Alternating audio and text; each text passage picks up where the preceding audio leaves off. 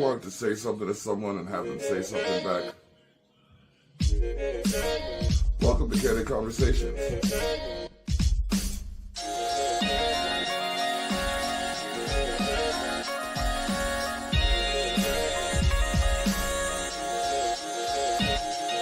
Let's chat.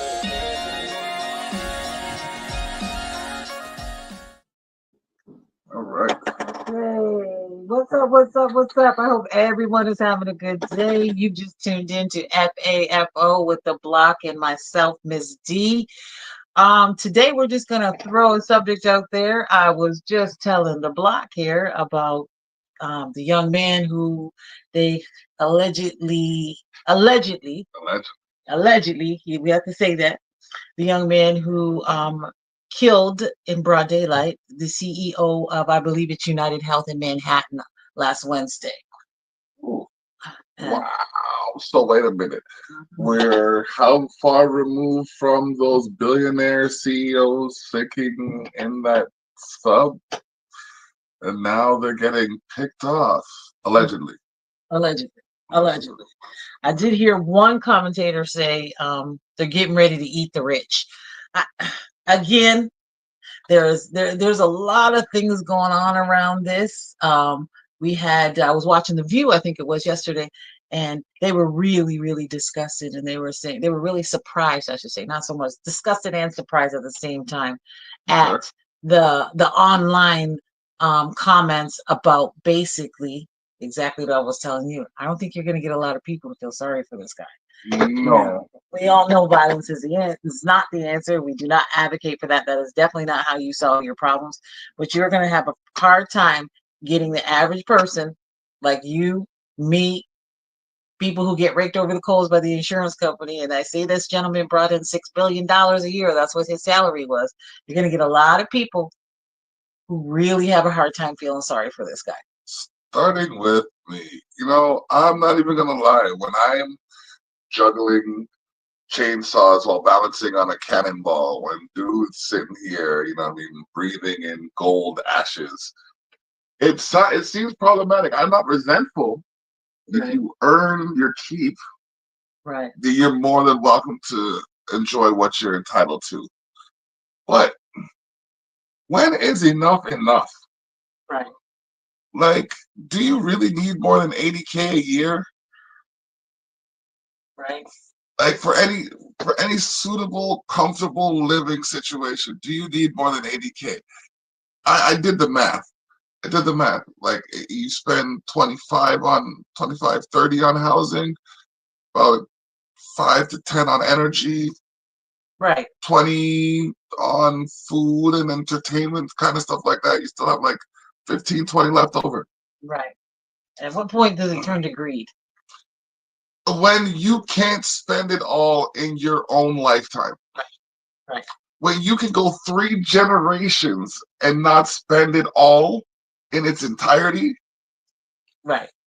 Then you need to help another generation now. You need to help someone who's like generational debt. You know what I mean? When you got generational, if I had generational wealth, I would take it upon myself to help someone with generational debt. Right.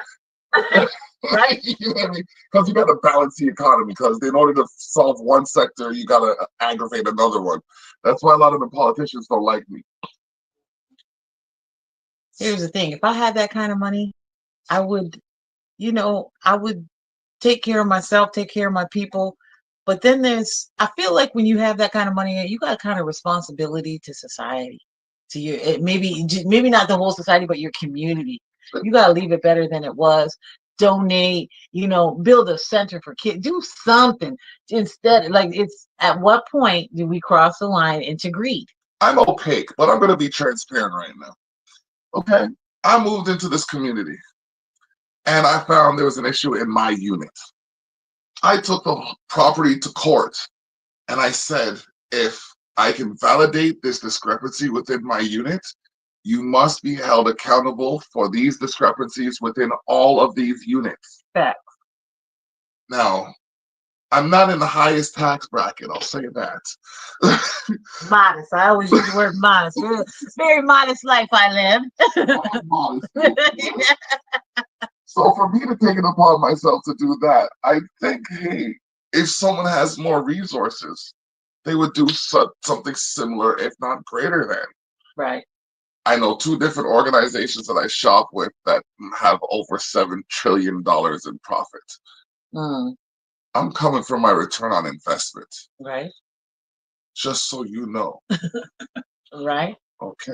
Now, I want to give you a few little things that I've heard over the news. Now, I don't know how true it is, but this is what I'm hearing about said incident. Okay. So apparently, this insurance company that this guy was the CEO of, they were told, some of the employees are coming forward and saying they were told to deny 1 out of every 4 claims. They also have come out and said that this insurance company would base their coverage on their customers using the algorithm of a computer algorithm. So if the computer said this person no longer needs to be in rehabilitation, they will no longer cover it. So there was also many protests against this very particular insurance company. This is, I don't know how true it is, this is what I heard. This is what I've been hearing. So these people have been in the spotlight. However, you haven't seen that on the news or mainstream media because it's an insurance industry, right? Yeah. So I had heard these things. Now, just as I was saying to you when we were discussing this, I'm gonna have a hard time believing when I heard about how it had happened and how it was done. The words on the bullet casings, deny, depose, something else. Look it up, you'll find it. But come to find out, it is the name of a book, in which it talks about how insurance companies beat average people out of money and don't cover their claims. And that's exactly what insurance is supposed to do. That's what we pay for, right? Just as I was saying to you, I don't know what comedian I ever heard say it, but he said, so let me get this straight. Insurance companies, I pay you just in case some shit happens. What if it doesn't happen? Do I get my money back? The answer is no.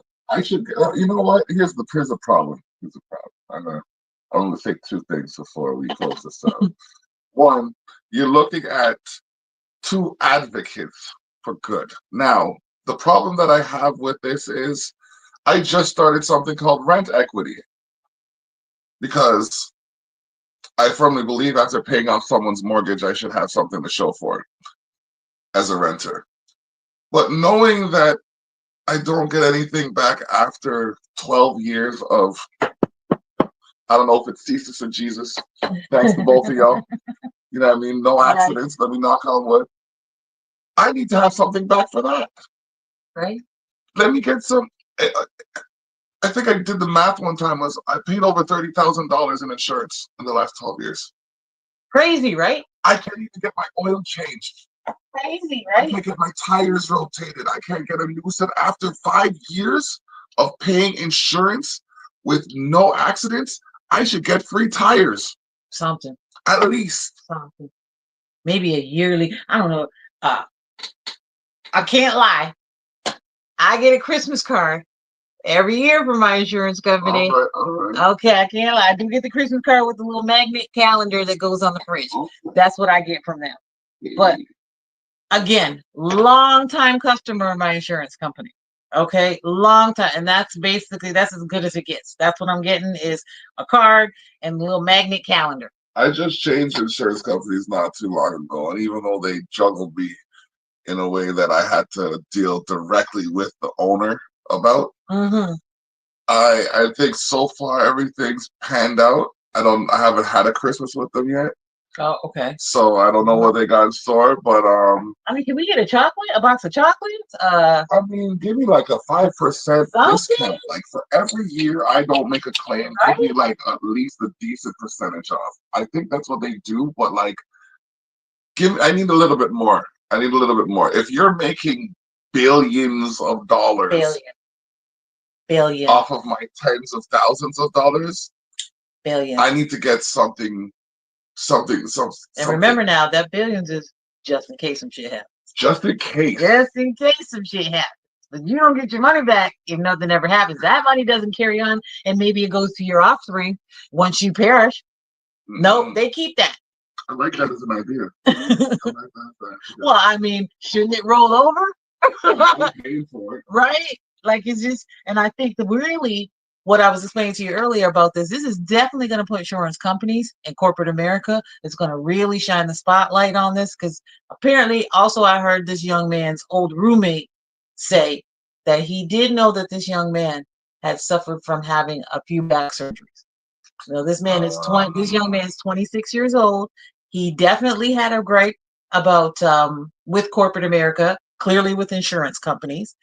As I was saying to you as well, the block, I was telling them what the information that's being fed to us, the public, about this young man is that he was a valedictorian. He majored in engineering. So this is not a stupid kid. No. 26 years old, not a stupid kid. And I was discussing this topic with my girlfriends earlier. And I said, one or two things are going to happen here.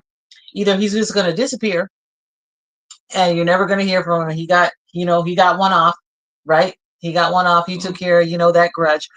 Or he's going to allow himself to get caught and he's going to use this as his arrest, the trial. This is going to be a major platform for peeling layers back on the fuckery in corporate America. And that's what my girlfriend says. They're going to kill him. They're going to get rid of him before he even has a chance to do that. But I don't know. We're living in a time now where I think we're on the brink of revolution. And I'm going to leave you guys with that. Have a great day. Yep.